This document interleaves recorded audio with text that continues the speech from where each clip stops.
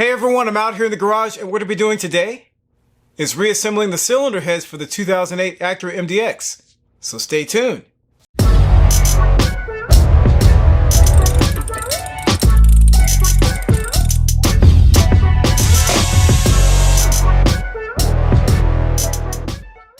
So if you're new to the channel, just want to welcome you here and hopefully you'll consider subscribing if you like what you see. Also, check out Car Apprentice on Instagram, X, and Facebook. I post lots of pictures and videos on those platforms before I post anything on YouTube. And occasionally I'll post things on those platforms I don't post on YouTube. Also, check out the website at carapprentice.com. And don't forget to hit the like button if you like this video. Also, see the description below the links to some of the products used in this video. So the valve seats have been cut, the cylinder heads have been cleaned up. And in this video, we're going to reassemble the cylinder heads. So, let's get into it. Alright, so I washed the cylinder head again with the Simple Green Pro HD. Now I'm going to clean the valve guides to remove the lapping compound residue. You may notice that I replaced the cam seal before cleaning the valve guides. The cam seal replacement will be shown later.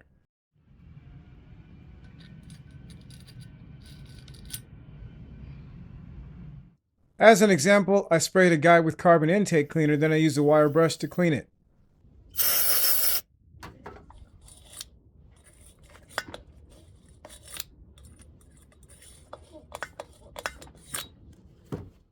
Next, I rinsed the guide with carbon intake cleaner and I sprayed the residue off the wire brush so it was ready to use in the next guide. After the guides were clean, I rinsed the cylinder head with carbon intake cleaner.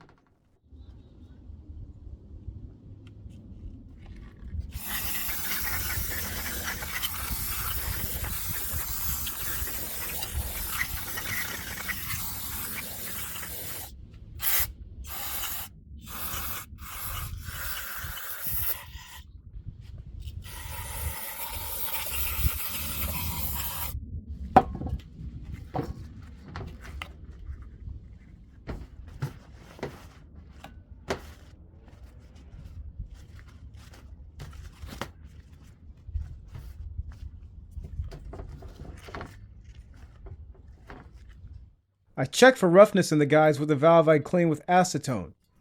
I also cleaned the rest of the valves with acetone.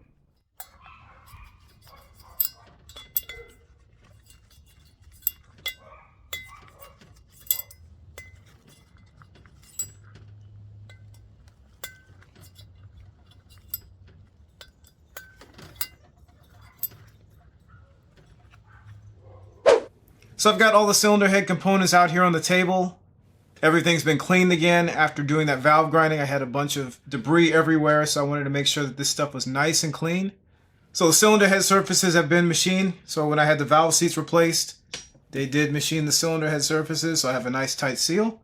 I have checked them again with the straight edge, and they are nice and flat. So we shouldn't have any problems getting a nice seal against the engine block. Okay, so before we start putting the cylinder heads back together, let's talk a little bit about lubrication because we don't want to be reassembling these cylinder heads dry and have something break when we start the engine. So there are a couple different items that I saw out there. There's assembly grease and assembly lube. So as I understand it, assembly grease is typically used on camshaft lobes and engine bearings because it will hold up over time, whereas an assembly lube can actually run off. So I actually watched a YouTube video where they did some testing of some assembly lubes. And this one here, which is an assembly gel, stood out. This is Driven GP1 assembly gel, specialized no drip formula. So this one here I'll probably use on the camshafts and engine bearings in particular. I may go with the grease for the engine bearing, so I'm not sure about that just yet. This product here is very expensive.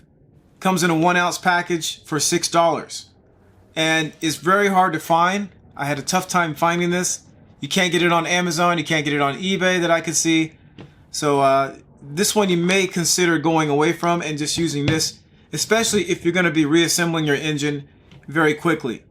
For me, because I'm doing a lot of these videos, it takes a little bit of time to get the engine back together, so that's why I'm probably going to use this product. The other thing about being in a packet is once you open it, you have to store the contents somehow. So I got this jar here, and I'll probably just empty all 3 of these packets into this jar. Alright, so next up is the Permatex Ultra Slick Engine Assembly Lube. item number 81950. So this one is mentioned all over the place. There are a lot of Amazon reviews for it. And I just bought this just in case. I may use this in instances where I don't necessarily have to use the assembly gel. Alright, so here is the kit we're going to use to reassemble the cylinder heads. This is the Felpro HS26572. You see right here we've got head gaskets, which I'm not sure I'm going to use. I would prefer to use OEM, but these look like they're really high quality head gaskets. They are multi-layer steel, just like the originals. So we could get away with using them, but we will see on that. I'm not sure I'm going to stick with these head gaskets. Here's the rest of the kit. Lots of seals, and you see right there valve seals, gaskets, O-rings, cover, grommets right there. Lots of stuff in here. Looks like it's really high quality. I've used Felpro in the past many times, never had any issues with Felpro. So I felt pretty confident buying this kit. I got this actually on eBay for $135. So I would look around, see if you can find a good deal on eBay or some other marketplace. Of course, there is a lot of counterfeit stuff out there right now that I've noticed. There's some things that are very shady in terms of Honda parts in particular. From what I could tell, this kit is genuine. There's nothing weird about it. Markings look pretty genuine, pretty authentic. So yeah, I would check there to see what you can find. Save yourself a little bit of money. On the front of the box, there is a list of everything that's included. I'm not going to turn this over because I'll drop some things, but there's a list right there of all the things that are included in here. Most items are made in the USA or Taiwan. There are a few items that are made in China. So if that's important to you, that is mentioned right here on this list. The head gaskets themselves are made in Taiwan. Okay, so before I start assembling the cylinder head, what I'm going to do here is take this seal out for the camshaft. These can be pretty difficult to get out. You could try going through the backside with a screwdriver, so you'd have to come in through here somewhere to pop this out. You want to be very careful, of course, not to score the surfaces inside of here. What I'm going to do is I'm actually going to use this seal puller tool that I have, and so that hooks in right here. I would not hook this in on the inner lip. I would hook it in right behind this front lip here, so you don't score this surface back there. You kind of hear that. I also put some no residue duct tape over here, so it's got a purple label on it. I've used this many times. I've talked about this many times before. This is my favorite duct tape to use because it does not leave a residue on metal surfaces. Alright, so here's the seal puller tool I'm going to use. This is the Performance Tool W1219. And it says here, wear eye protection.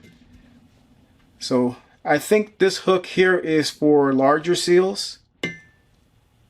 So you could probably use that on this one just fine. Just get right inside this front lip. Leverage up against here. Be very careful not to damage that. And then just kind of yank it. So you want to give it a quick yank to get it out. One other option is to drill some holes through the seal. This does have metal backing it, so you'll drill the hole right through here. You have to be very careful again that you don't go all the way through and damage the surface inside of here. But you could drill a couple holes, throw some screws in there, and try to pull it out with some vice grips. That's another option too. You can see this one's kind of working its way out. It's a little bit higher over here, a little closer to the surface, and a little lower here. So it is actually working its way out. It's just going to take a little bit of time to get that to pop out. There we go. Surface is fine. And the seal is out. Here's a new Felpro camshaft seal we're going to install. Looks pretty much the same except for the color. Alright, so I'm going to put a little clean engine oil around the outside.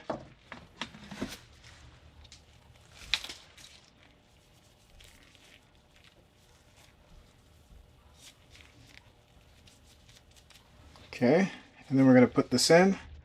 Now I may need a tool to get this all the way in, but I'm going to try it with my fingers for now. Get that straight as possible here.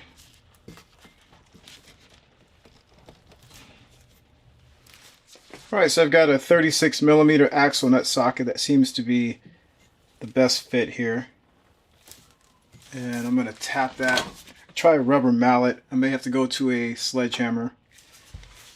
See what happens here. That lined up.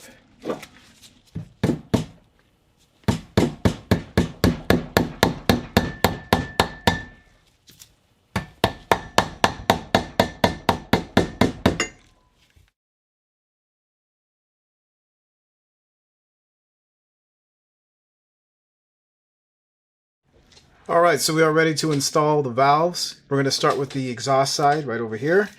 So I've got these numbered 1 through 6, and then this is the intake side 7 through 12. So we've got everything laid out here to do one bore. Got the driven GP1. Decided to put it in one of these containers so it's a little bit easier to work with and it doesn't make a mess. I've got some valve seals in this oil. This is 5W20 oil. So valve seals in there, soaking. We've got our keepers right there. This is our valve, nice and clean. Valve spring has a blue on it right there on the top. The red is for the intake side. We've got our valve spring cap right there. This is the seat. Got our Valve Master installation tool. So installation side, that is the removal side. We have a pick tool, so I can reach in here and get these out. I don't want to get my gloves all dirty. And then I've got a little mini sledgehammer just in case we get ourselves into trouble and we have to remove the valve spring. And I've got a 10mm socket also to help us put the valve seal on if necessary. Alright, so one thing to point out is that because I am using this kind of a tool, which requires a lot of manual force, I have the table at about thigh height, so I can get enough leverage on this tool to install everything. So that is very important to think about. Okay, so I've got the cylinder head on this side, and I'm going to install the valve. This is number 1. It's nice and clean. I take a little bit of this driven GP1. Just a tiny bit, doesn't require very much. I'm just going to kind of run it down the valve here a little bit. Right, and we'll put that in here, number 1. You can see it just kind of fell in, which is a good sign. That tells us that we don't have any more of the lapping compound in there most likely. So that was a good sign. I'm going to put a paper towel underneath here and flip this over.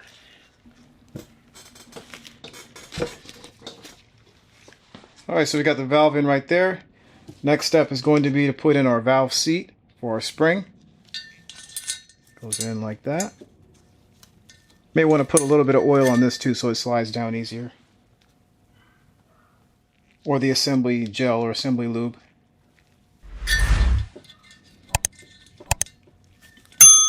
There we go. So definitely make sure you put this on before you put your valve seal on, or you'll be pulling the valve seal off, which is not a good thing because you'll have to probably replace the valve seal. Here are our valve seals. I'm going to take one out of here.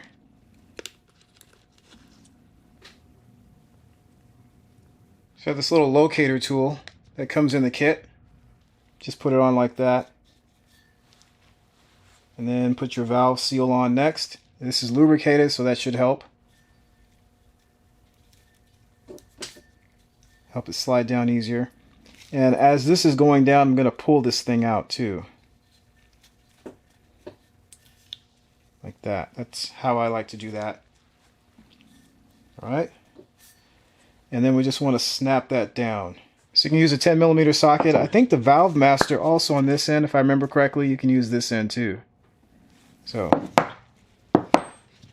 let's just use a 10mm socket. You hear it click. So I want to make sure this is all the way down. Looks like it is.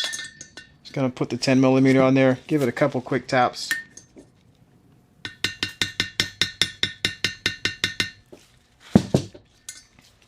And that looks pretty good.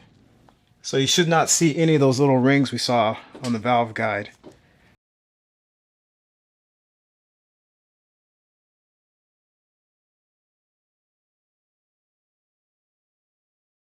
And take our valve spring again. This one has blue on top.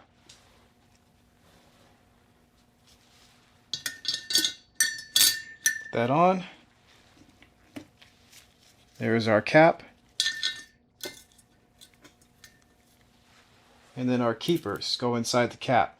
And make sure you have it kind of like a funnel, so the smallest end of the keeper goes down. These are always fun. I've lost several of these before, so I always buy a couple extras just to have around, just in case. It's nothing like getting in the middle of a job and losing a keeper. We'll take the valve master. And this is a part where I may get in your way, so I apologize for that. But if you're using one of these manual kinds of tools, you need a lot of force to get this to go on. So I want to make sure that this little pin right here in the middle, that lines up right in the center. Just give it a quick push.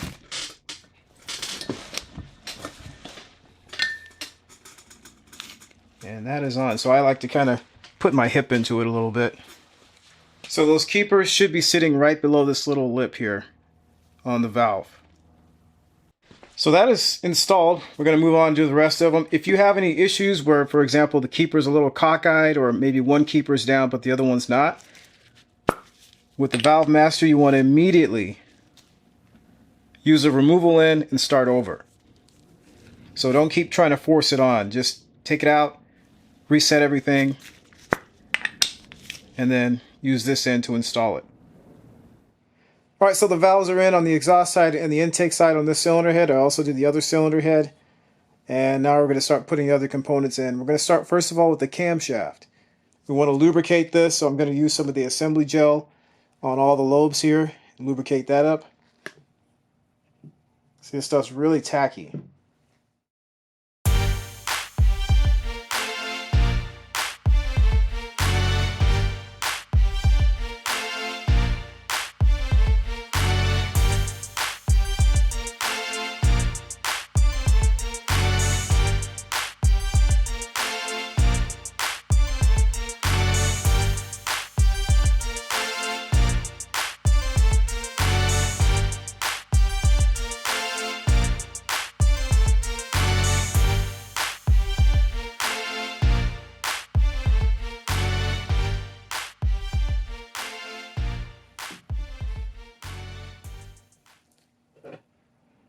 Take a look. I think that looks pretty good.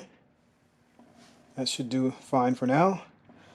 Alright, so I'm just going to slide the camshaft back in there.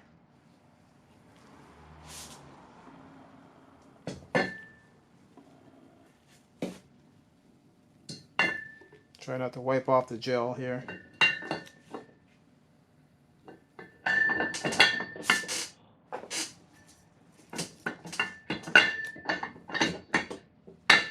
There we go. Alright, so I need to put the cap back on over here. There is an O-ring, so you need to replace that. Now the Felpro kit does come with those two O-rings. These are the two that I found in the kit. One for the front cylinder head and one for the rear. The one thing I noticed though, I'm just going to take one of them and put it on here. So it goes right in here, like so. It seemed really loose to me. I didn't like that at all. So I went down to the local Honda dealership and got the same O-rings, because I just didn't trust that. I don't want to do this job twice if I can get around it. So here is the Honda part. See how that fits. That's much better. These O-rings are about $4 at the dealership. Part number is 91301-PA8-A01. That's ready to go in. I'm just going to remove these two bolts. And actually, I'm going to take this back off. Carefully. Just kind of roll it over. And I'm going to put a little bit of assembly gel on this also.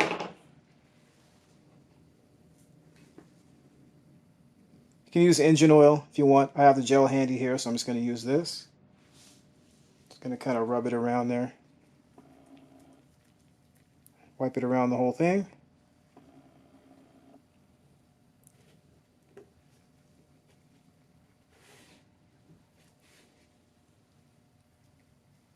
Put this on here. There we go. Like so. Line the holes. And then I'll start the bolts in.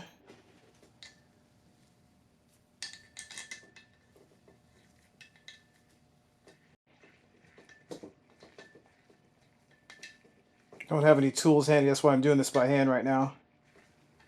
Then I'll grab the torque wrench. Alright, so I've got the torque wrench here. Snap-on. I'm going to use this probably a lot on this project so I can get more precise torque on our bolts and nuts. This one is 3/8. So I got this on Craigslist. I think I paid, what did I pay? $275 for it on Craigslist. It looks like it's in pretty good shape. So I'm going to set the torque down to 16 foot-pounds. There we go.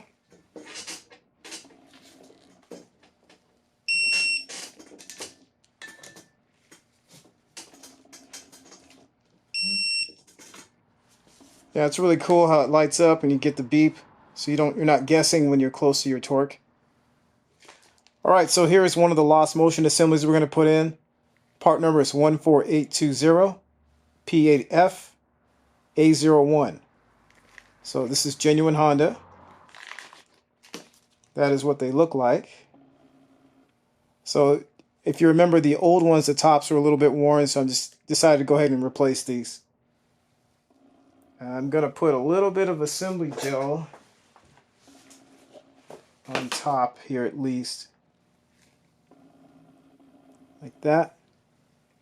Maybe some on the bottom too, that probably doesn't really matter. And I'll put this one in here. And we've got two more, one here and one here.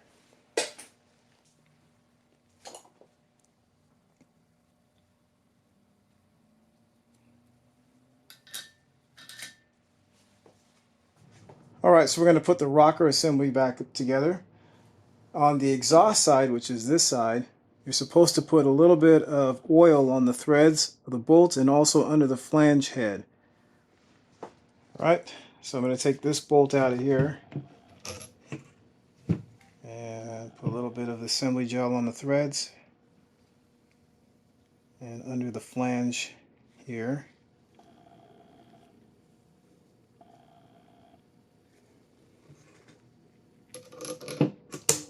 Just keep doing that.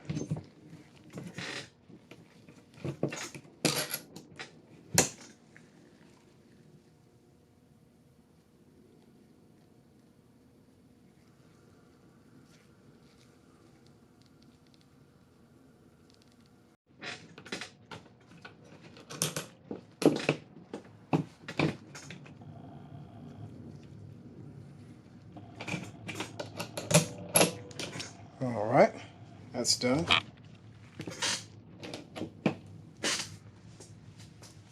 Alright, so we're going to put the rocker arms on now. Don't forget there are a couple pins. We got these two solid pins over here. We've got one hollow pin here and one more hollow pin here. This hollow pin, this is right here, goes there. That came off with the assembly. Also, these nuts should be loosened. So I loosened those when I took the rocker arms off, so I'm not worried about that. We want to make sure that these line up with our valve stems.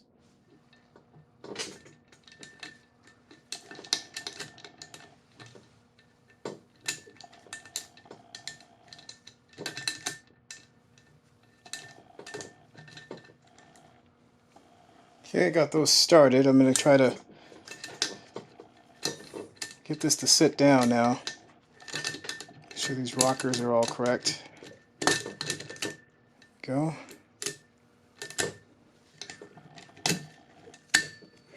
There we go.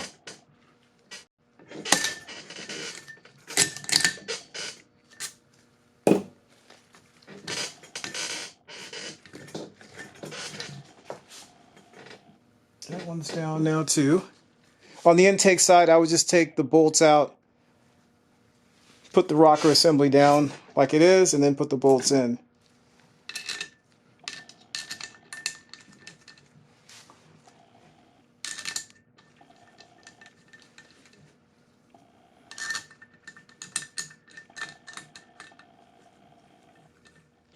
All right, I'm going to make sure that these are all lining up on the valve stems. Looks like it's good. I'm going to run these down. I don't want to run them all the way down because I have to tighten all the bolts in a certain sequence. So I'm just going to run them down until they touch.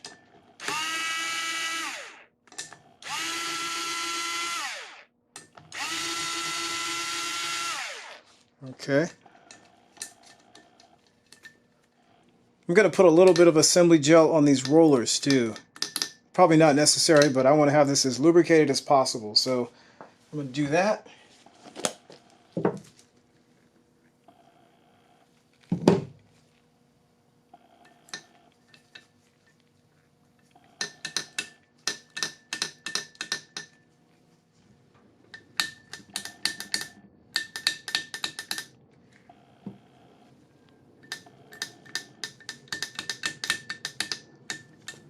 All right. And I'll do the same thing to these rollers too.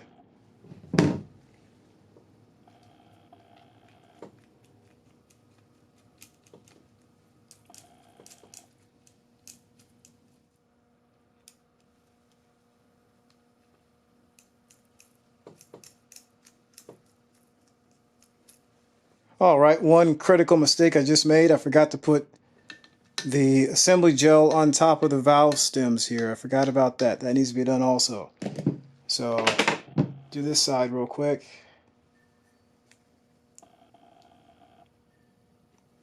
Just a little dab there.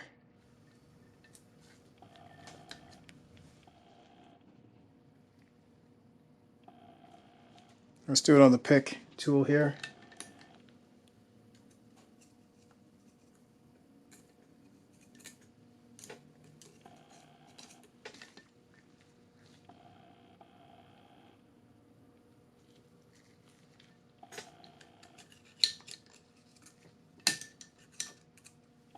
Perfect. Okay, so we're going to put the exhaust side on now.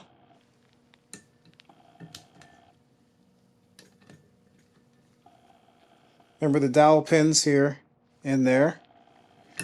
Make sure those are lined up. Make sure our rockers are hitting our valve stems.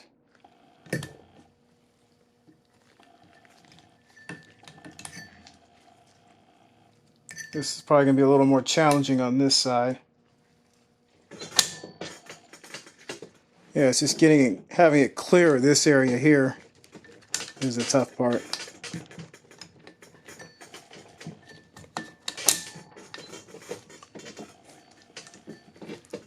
Okay, looks like that side is almost down.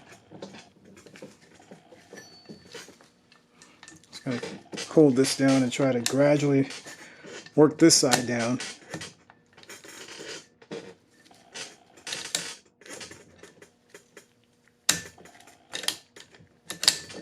There we go.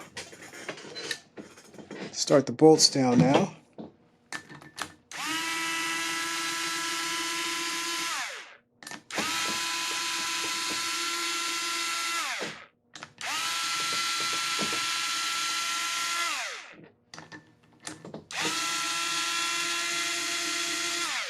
Okay, so nothing is tight yet. We've got everything sitting where I think it should go. So it's just a matter of tightening down all these bolts and that should be it. Okay, so I'm going to tighten the bolts down. Now you're supposed to go 2 turns at a time in a specific sequence. So I'm going to go 2 turns at a time and we're going to end up at 17 foot-pounds.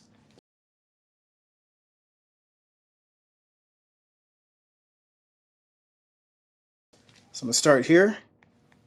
It's number 1.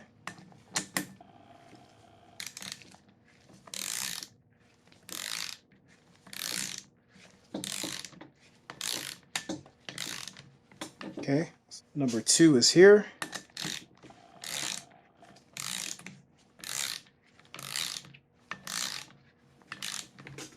I'll stop there. It made contact, so we'll stop there. And number 5 is here.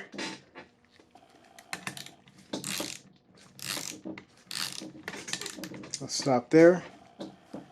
So it looks like it's hitting around 5 foot-pounds when I stop.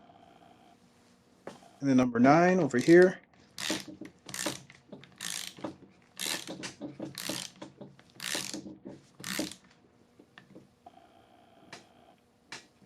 And number 10 over here. Okay.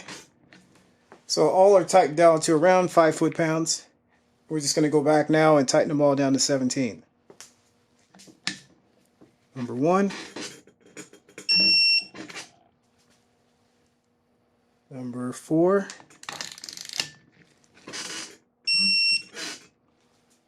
And number 6. Number 9.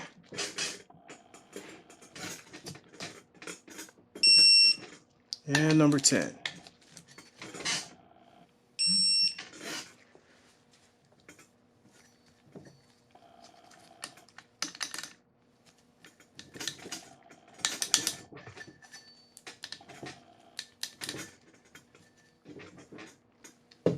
This one's bound up a little bit here.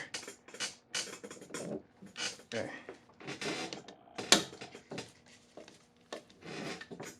That's much better.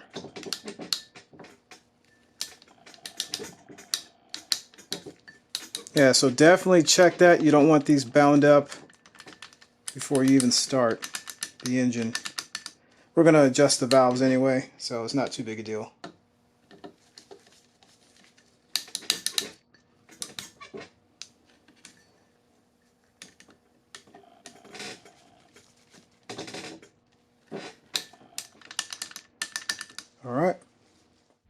Alright, so here's the second cylinder head. I ran into a little bit of an issue. You see there are 2 dowel pins over here, and there are 2 over here.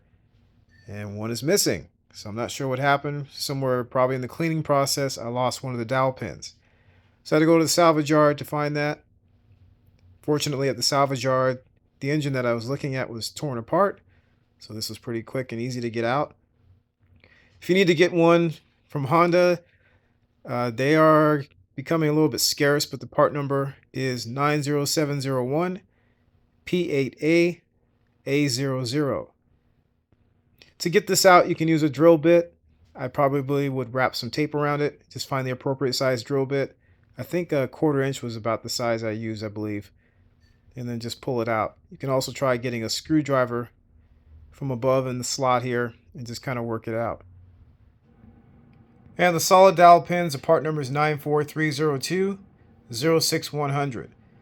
And the 06100 basically means that it is 6 millimeters in diameter and 10 millimeters in length. And that would be the case for both of these.